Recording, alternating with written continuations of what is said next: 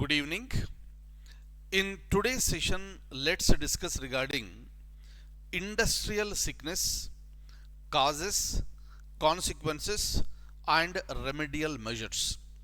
But before we go ahead, I would like to tell you what exactly is the meaning of the words sick industries. Sick industry is an industry that is running into losses continuously. Then what exactly will do? If any business is running into losses, the management will take certain measures, and the measures are taken in such a way either you want to revive the business or you want to close the business, because nobody wants to run the business with the losses. In the similar manner, when it comes to the public sector enterprises, the government will also take the similar type of measures. Regarding that, we are going to discuss in this particular session. But before we go ahead with the discussion, I would like to show you one question that is related to sick industries. Let's look at the question and let's answer the question, then we'll be moving ahead. Kindly have a look at this one. Here is the question. Consider the following statements. How many statements are given? Three statements are given. How many are correct? Minimum two are correct and maximum three may be correct. Let's try to find it out. So if you look at the first statement, a sick industrial company is an industrial company which has, at the end of any financial year, accumulated losses. Very important one. So this is the definition that is given in an act. What is that? I am going to tell you now. But as per this definition, an industry, any industry that is running into losses. But how do you calculate here? You have to take the financial year into consideration.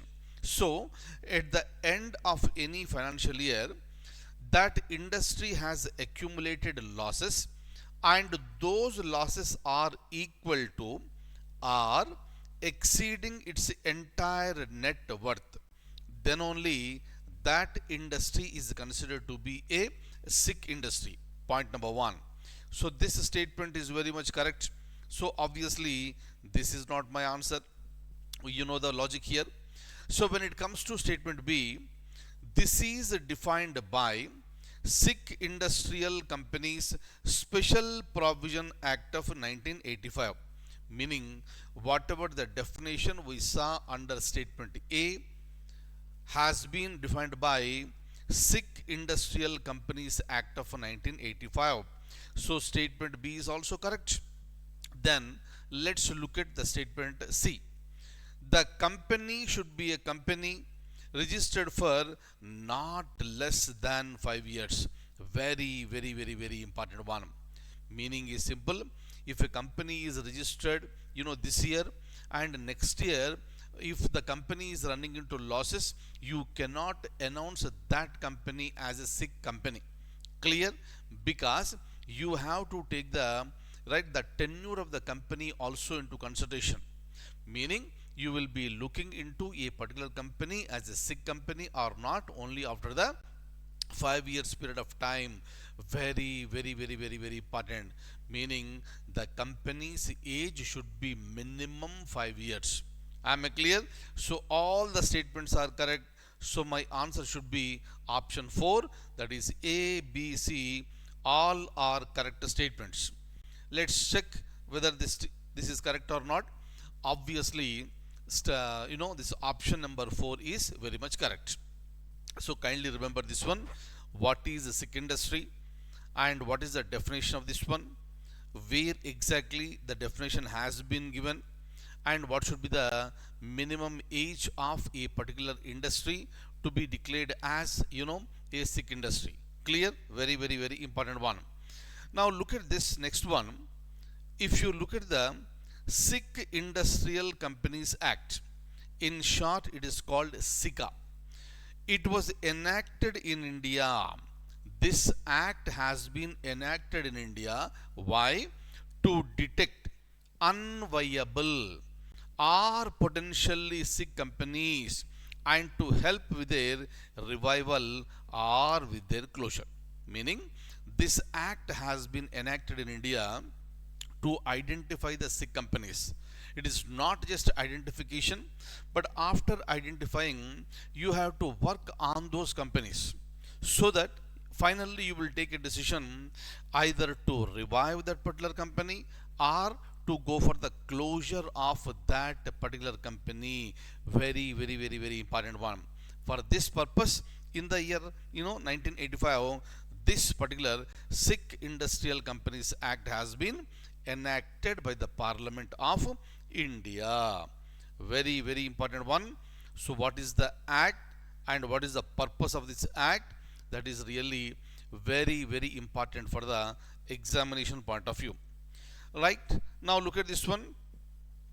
This measure was taken to release investment locked up in unviable companies for productive use elsewhere. Very important one. You have established a company over there, but that company has been declared as a sick company, and whatever the money that you have invested here, that has been locked up. So what is the use of this? Nothing. That is the reason why take some action and take out the investment and use that money and resources somewhere else. That is the basic purpose. Look at this. So this is an Indian law enacted to detect unviable companies that could pose systematic financial risk.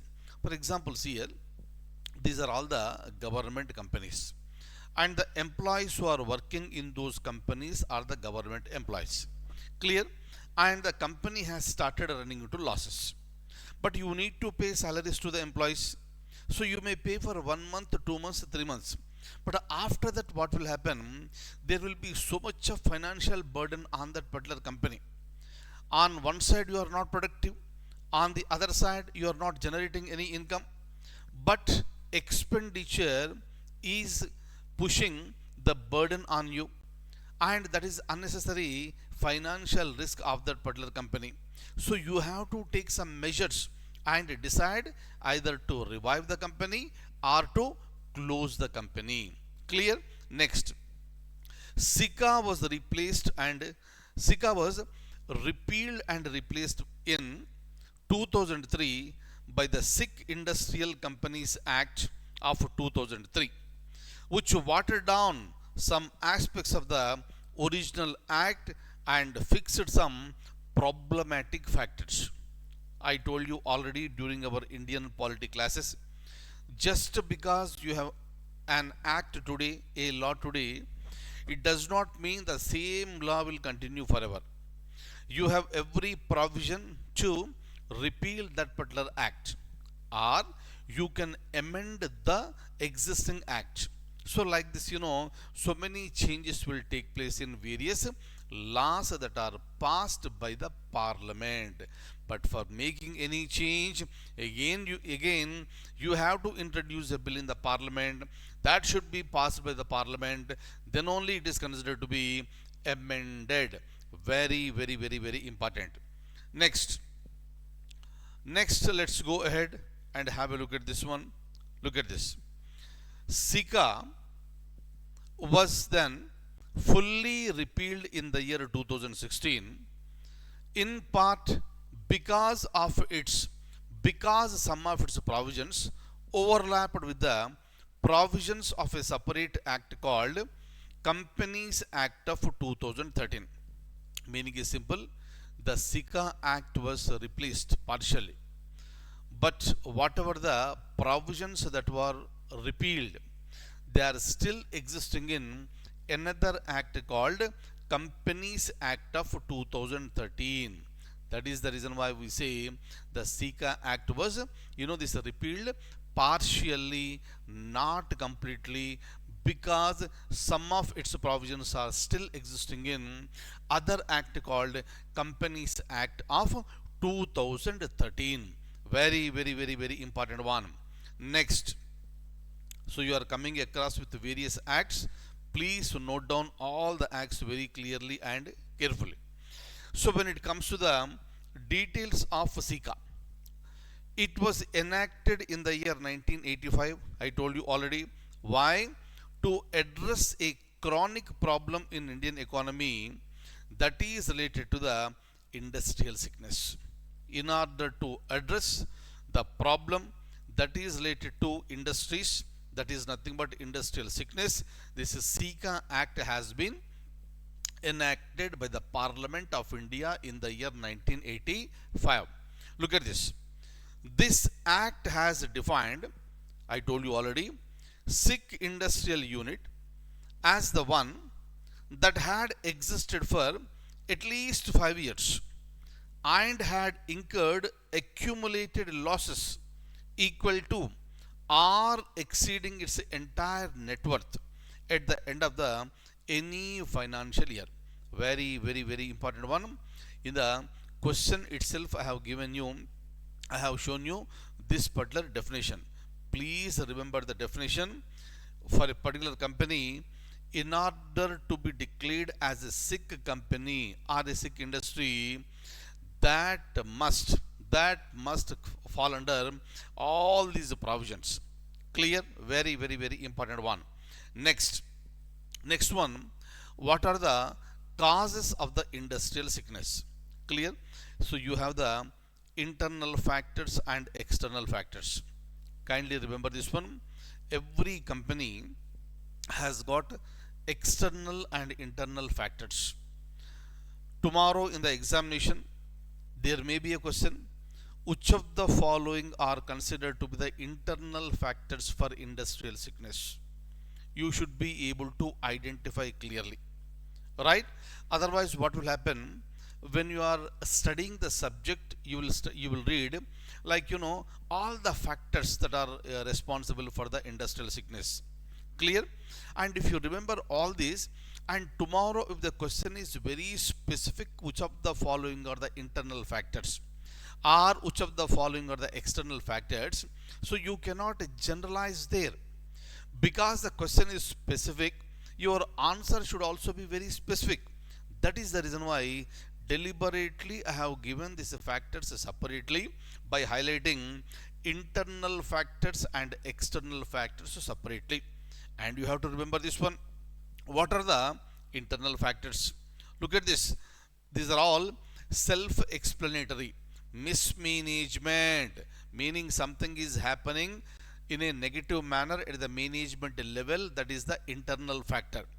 Similarly, overestimation of demand, wrong location, poor project implementation, unwarranted expansion, personal extravagance, failure to modernize, and poor labor management relations.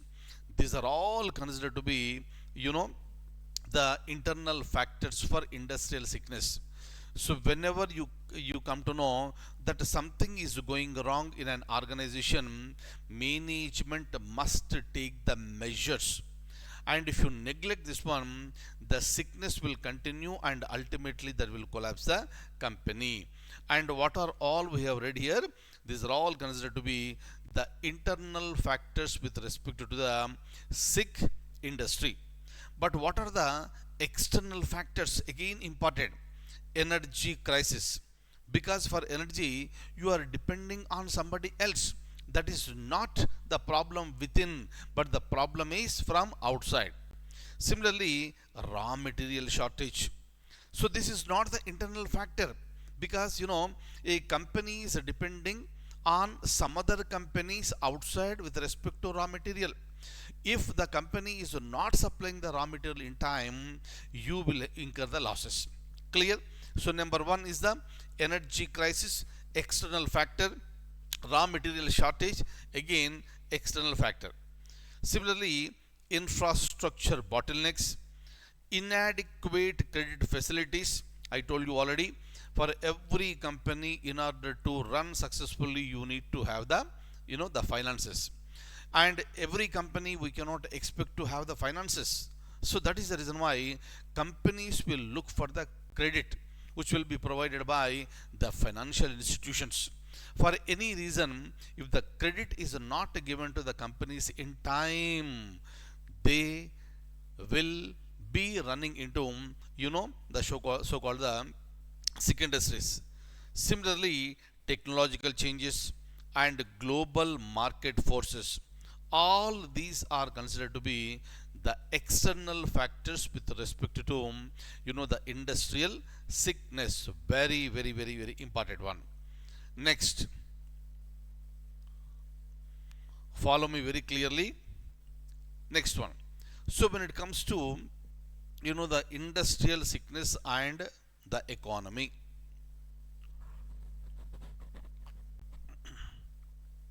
look at this. So the widespread industrial sickness impacts the economy in a number of ways. So what is happening here? Industry is running into losses. You are not producing anything, right?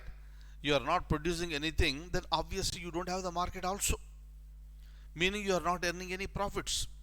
If you are not earning profits, then what do you pay to your employees? Employees are with no money or low money. Then what will happen to their purchasing power? That purchasing power capacity will come down, and the quality of their life and family members' life will also be very, very badly impacted. Clear? Look at this. It can result in loss of government revenue. Government is not getting anything because the industry is sick. Drying up scarce resources in sick units. Increasing non-performing assets held by the banks and financial institutions. The company might have taken loan from a bank, but because the company became sick and you are not in a position to pay back to the banks, so that is increasing the right, the volume of the non-performing assets. Clear?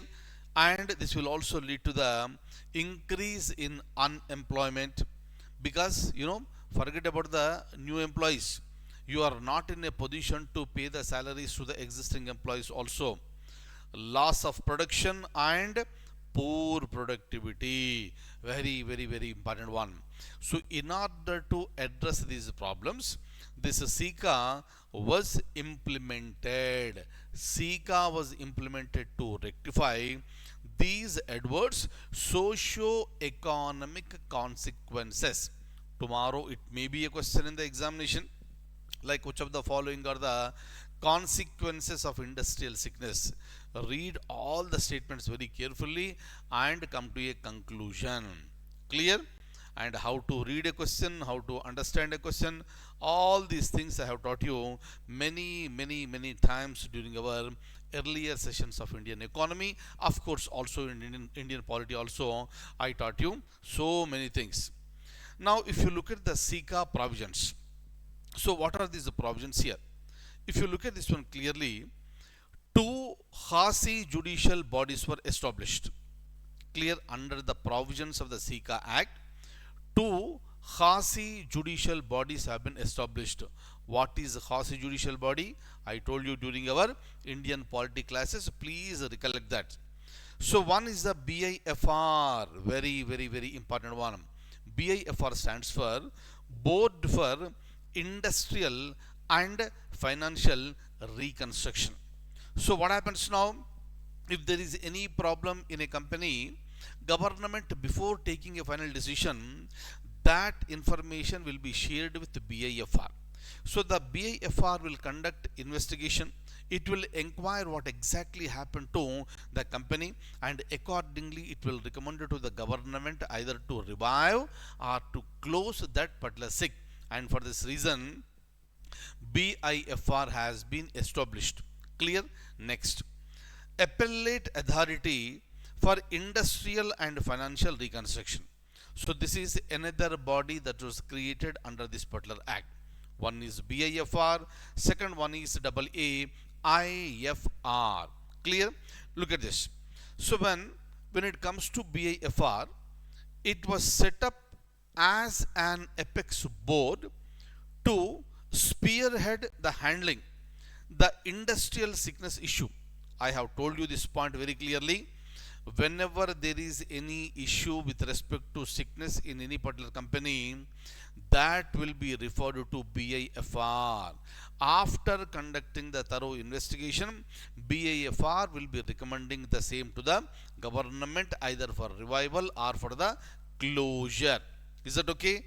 Similarly, if you look at the AAIFR, it was set up to hear appeals against the BIFR orders. So what will happen here? Imagine a company is running into losses.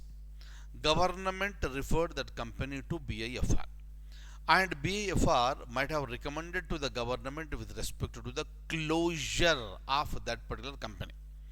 Right? Obviously, employees may not be happy, but they should have a mechanism to go for an appeal against the decision of the BIFR. And for that particular purpose, AAIFR has been created. This is an appellate body, appellate authority. Am I clear? For the examination point of view, you have to remember both BIFR and also AAIFR. Very, very, very, very important one. Next one, look at this. So when it comes to repeal of SICA, I told you these points in the beginning only, because some of the provisions were not suitable for the the existing scenario. That is the reason why this particular act has been repealed, and we have a new act which we have discussed. Look at this.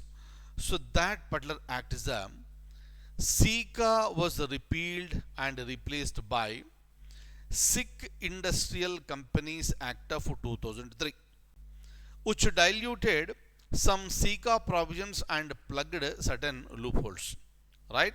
And the most important point with respect to the present act and the earlier act. Is that okay? Look at this. The key change in the new act was, apart from combating industrial sickness, it aimed to reduce its growing incidence by ensuring that companies did not resort to a sickness declaration merely to escape legal obligations and gain access to concessions from financial institutions. Very, very, very, very important one. Earlier, there were certain loopholes, and whenever the government comes to know regarding those loopholes, that must be this cleared up.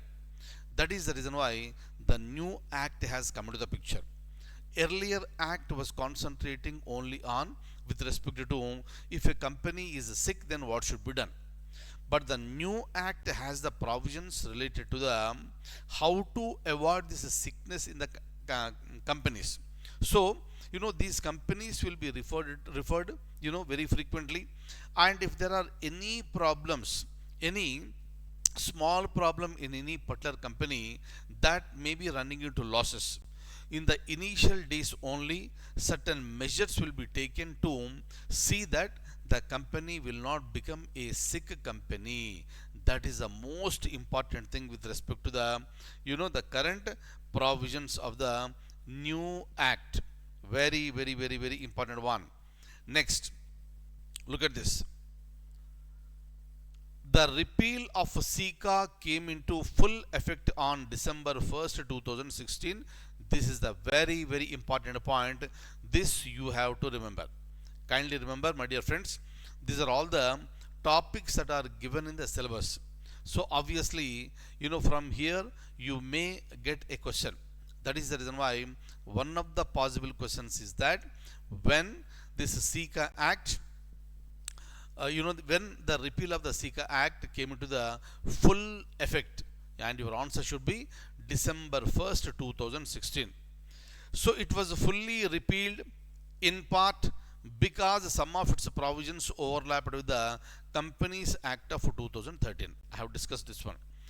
Another very important thing is that the Companies Act included the creation of the National Company Law Tribunal (NCLT) and the National Company Law Appellate Tribunal, NCLAT, very important one. These are the two bodies that are created in India under Companies Act of 2013. One is NCLT, second one is the NCLAT. NCLAT is nothing but the Appellate Authority. So if you have any problems with the directions with respect to NCLT, that can be challenged in under NCLAT. A stands for appellate. Clear? And while reading the newspaper, very frequently you will come across with NCLT and NCLAT. Right? Look at this. So when it comes to NCLT, it can hear cases related to the management of a company, mergers and rehabilitation of companies among the other issues. Right? Similarly, adding to NCLT's authority is the Insolvency and Bankruptcy Code of 2016, which states that corporate insolvency process can be initiated before the NCLT. Right? Insolvency means the company has ran into losses, right, and it wants to declare the insolvency. That can be that can come in front of the NCLT. This is really important. Please remember this one. So with respect to mergers, acquisitions, very frequently you will come across in the newspaper. As I told you many times, please keep reading newspaper regularly. Right? So let's look at these points here. With the bankruptcy code coming into effect, all proceedings pending before the BIFR and AAIFR stand abated. Meaning now you don't have any BIFR or AAIFR. Instead of that, you got the this NCLT and NCLAT. Clear? However, the entity whose reference has been abated may initiate fresh proceedings before NCLT, I told you. And this can be initiated under the bankruptcy code, and it should happen within 180 days of the commencement of the bankruptcy code, that is December 1st 2016. Meaning is simple, bankruptcy code came into effect on December 1st 2016. Further, as per the provisions of the Repeal Act, the repeal of SICA would not affect any order sanctioning a scheme under the SICA. However, the same does not provide any clarity with respect to the manner in which the administration of such schemes may be carried out. That is the reason why certain provisions that were present under SICA have been repealed.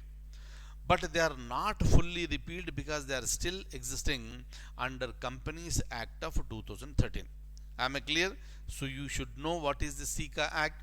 You should know what is Companies Act. You should know what is NCLT. You should know what is NCALT. You should also know Bankruptcy Code. All the points have been discussed under this particular, this topic. Fine. Now, look at this. So when it comes to the corporate insolvency proceeds, when there is a debt in respect of which a corporate debtor has committed a default. So obviously what happens, if a company has taken loans, lots of credit is there, and if that company wants to declare insolvency, no. That is the reason why if any company wants to go for the closure, lots of the scrutiny will be taking place. That is the reason why our laws have become more stringent only to see that the companies will not be appealing for the closure. If they are appealing also, it will take longer time because of the investigation for getting them to get closed. Clear? Next, this one we already saw. You already know this one, right? You can just have a look at this. This point I have already discussed with you. So my dear friends, this is regarding industrial sickness, causes, consequences, and remedial measures. One of the very important topics. Please remember every point, and I will see you in the next session. Thank you so much.